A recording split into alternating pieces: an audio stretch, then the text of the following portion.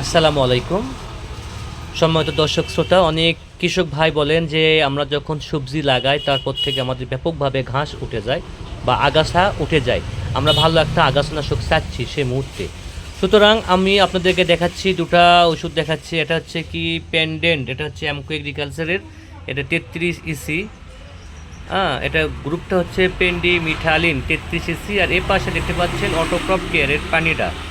পানিটা হচ্ছে একই গ্রুপ 33 ইসি। এটা মেড বাই তৈরি হচ্ছে আপনার ইন্ডিয়া। আর অ্যামকো এগ্রিকালচার তৈরি হচ্ছে চায়না। দুটো ভালো কোম্পানি, দুটো ভালো পণ্য।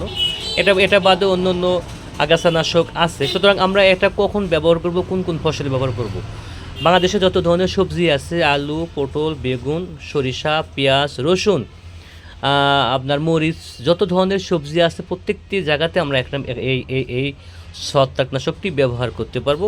ব্যবহারের প্রধান শর্ত হচ্ছে আমরা যেদিন ওই কাঙ্ক্ষিত ফসল রোপণ করব বা লাগাবো সেই দিনই অথবা তার একদিন পরে আমরা কি করব, এই পানিটা অথবা পেন্ডেন্ট অথবা যে কোনো কোম্পানির 33 ইসি গ্রুপটা আমরা কি করব, ভালোভাবে স্প্রে করে দেব। সবাইকে অসংখ্য ধন্যবাদ।